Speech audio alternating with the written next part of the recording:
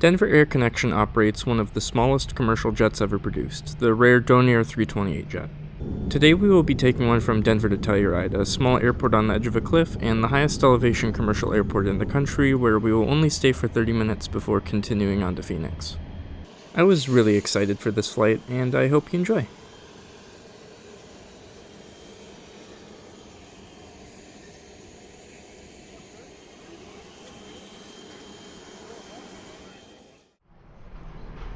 Welcome to Denver. I just flew here from LAX aboard this United 757-300, which you can check out in my last video. We're in Concourse B of Denver International Airport. Denver has one terminal with 3 large remote concourses, all connected by an underground train system. Concourse A hosts all international flights along with Delta, JetBlue, United, Frontier, and various smaller carriers. Concourse B is dominated by United, while Concourse C is primarily used by Southwest, with a few flights from American, Alaska, and most importantly, Denver Air Connection. Well, time to head to the center of the concourse where we will find our train. Despite the length of Denver's concourses, the walk is made easy by a series of moving walkways that cover most of the distance. At the center of Denver's concourses, you will find a large central hub with various dining and shopping options, along with the stairs running down to the rail system. It looks like our flight will be departing from gate C70, so let's get headed to the train.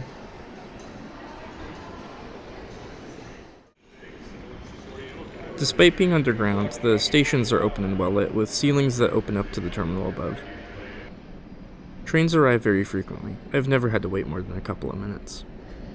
The doors are closing. Please keep clear. The ride is really quick. It takes less than a minute. There was an ad for this supplemental oxygen bottle. I guess if it makes sense anywhere, it's Denver.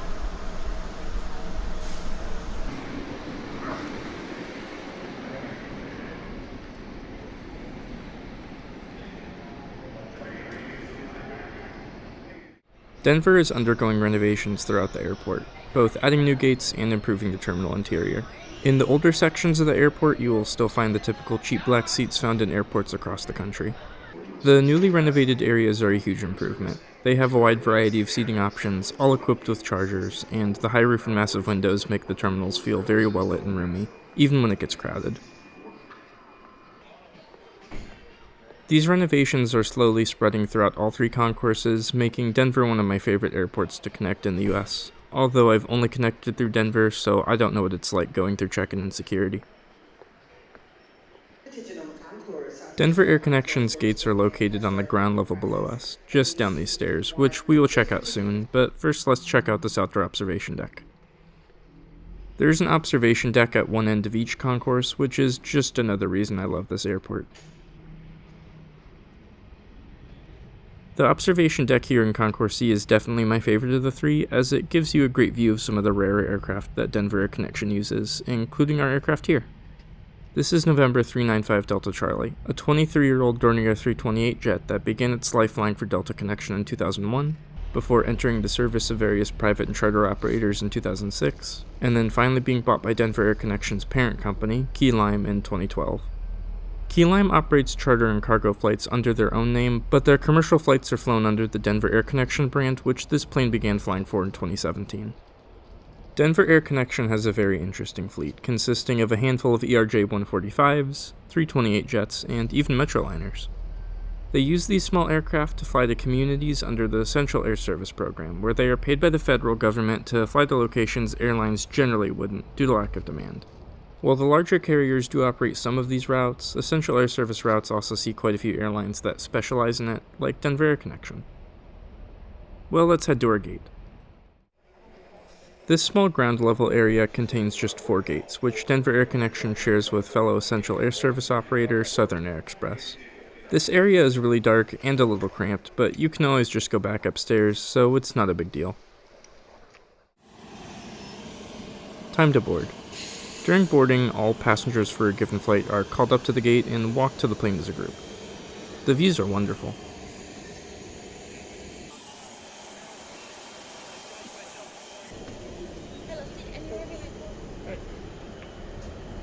The D328JET only fits 30 passengers, with 10 rows in a 2-1 layout.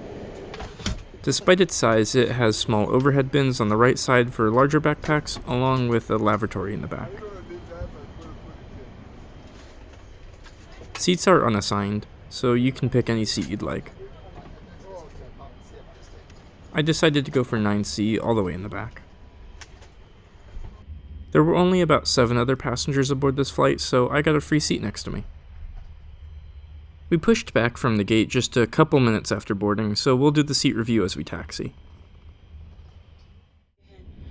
An oxygen mask is available in the lavatory. Pull the mask firmly towards you to start the flow of oxygen. Place the mask over your nose and mouth and secure by pulling on the straps. Although the bag may not inflate, oxygen is flowing. Please secure your mask before assisting others.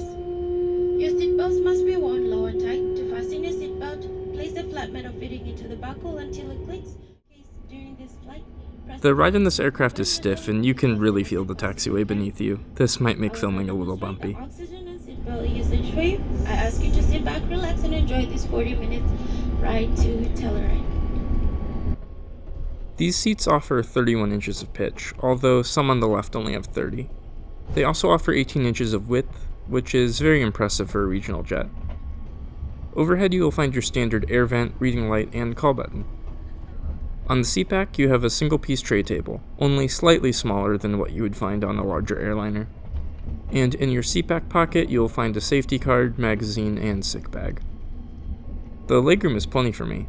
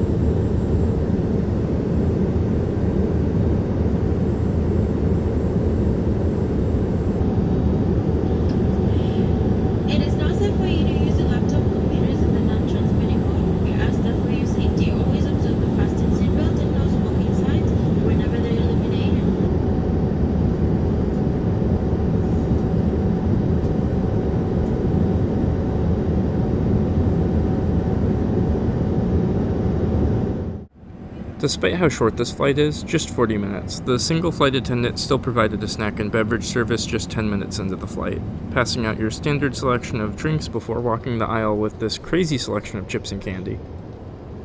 The flight attendant later told me she thinks the snacks are half the reason people fly with Denver Air Connection. Flying into Telluride means flying low through the Rockies. We are cruising at 26,000 feet, but with the high elevation of some of these mountains, we should have a great view. Sadly, a lot of the mountains are obscured by clouds today.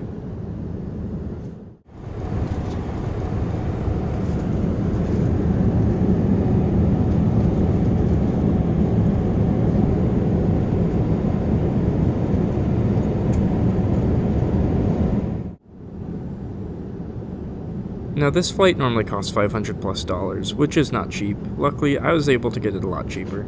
I used a free flight voucher that I got after my first attempt to fly this airline in 2022 was cancelled for maintenance. That flight only cost me around $100 as it was on a much cheaper route. My original flight was booked through United Airlines and dealing with rebooking was difficult, so I would recommend caution booking a Denver Air Connection flight through one of their interline partners as they don't really seem to communicate properly. I ended up having to spend a few hours going back and forth calling United and Denver Air Connection to get everything worked out. Just to be clear, Denver Air Connection, as far as I can tell, does have very good on-time performance, and their staff was very helpful, so I don't want this to come off as a hit on them. I was just very unlucky. It happens with the best airlines out there. Telluride is an exception in Denver Air Connection's route network. This airport is not under an essential air service contract as far as I could tell, unlike the rest of Denver Air Connection's routes. The airport itself is very interesting, being the highest elevation commercial airport in the US at over 9,000 feet and on the edge of a cliff. The small size of the 328JET makes it a perfect fit for Telluride and the only commercial jet to have ever serviced the airport. Good morning, folks. From Inflight Service about starting to descend into Telluride Airport. I had got a couple little bumps on the way in as we sent through the cloud layer, so I'm going to turn on the seatbelt sign back on at this time. Developed in the late 90s by Fairchild Dornier, the 328JET is a re-engine of an earlier turboprop variant that proved unpopular due to cost and noise. The jet version also ended up being unpopular, with only 110 produced. Only 33 remain in service today, primarily with a British Airways partner in Denmark, Key Lime, and Advanced Air, another US charter operator.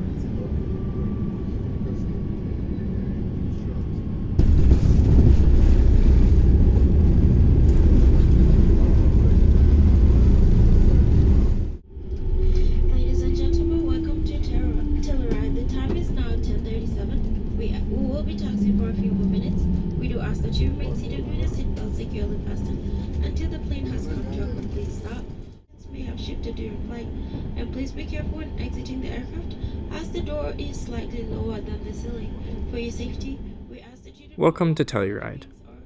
Now, I don't normally care too much about private jets, but I have to respect this livery. Here in Telluride. Since we are going all the way through to Phoenix, I was just told to stay in the plane, which is unfortunate. I would have loved to check out Telluride's terminal.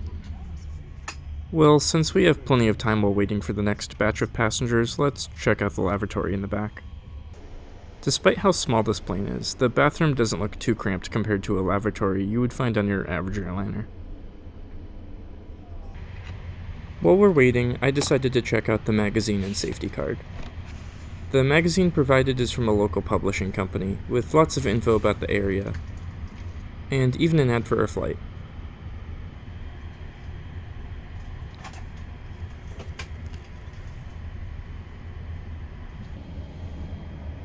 The views here are really stunning. I just wish I could have seen more.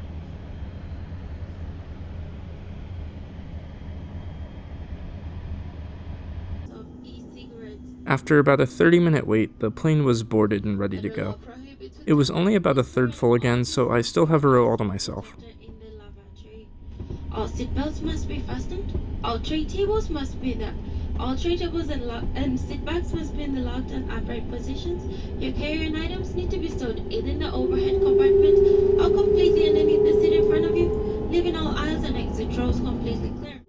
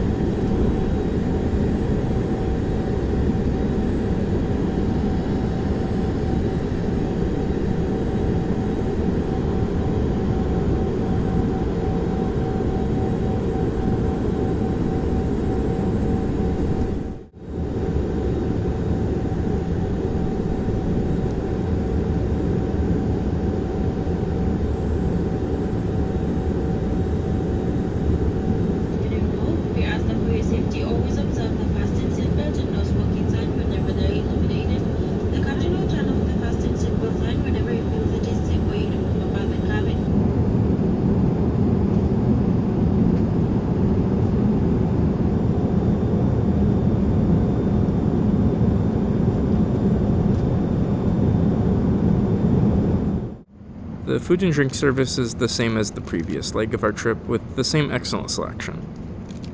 I got a massive Twix this time. One important thing we haven't talked about yet: Denver Air Connection offers no Wi-Fi or in-flight entertainment aside from the magazine. But it really isn't a big deal with how short most of their flights are, and hey, the views in a flight like this offer all the IFE anyone could need anyway. Sadly, the clouds are once again obstructing a lot of the view. Through pass in the cabin to pick up all serviced items. If you could check the area around you.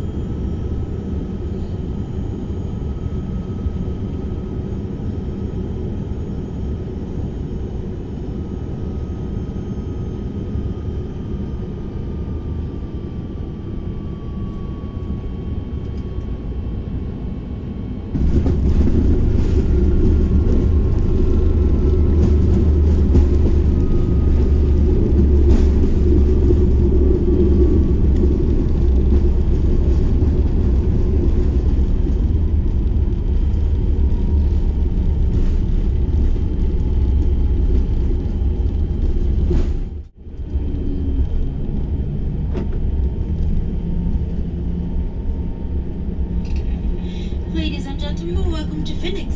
The time now is 11:39. We will be taxiing for a few more minutes, and we do ask that you remain seated with your seatbelt securely fastened until the plane has come to a complete stop. We pulled into a ramp area under the Phoenix SkyTrain alongside a Denver Air Connection Metroliner that just completed a trip from Denver through Cortez and a Southern Air Express Cessna 208 from LAX via Imperial. Denver Air Connection, despite the weird routes and small planes, at a glance appears reliable, although this isn't tracked by the Department of Transportation, so make of that what you will, and the staff are very friendly and helpful. Most importantly, however, it's an adventure and definitely worth checking out.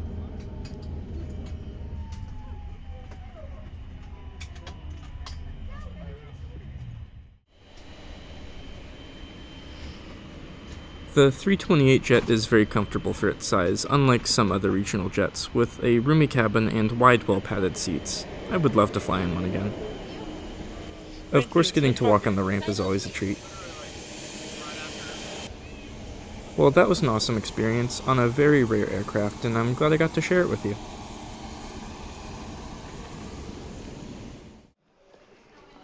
Next up, we'll be taking a Southwest 737 MAX 8 on the way home to LAX, so make sure to stick around for that. If you enjoyed this video, make sure to leave a like and subscribe, and I hope to see you next time.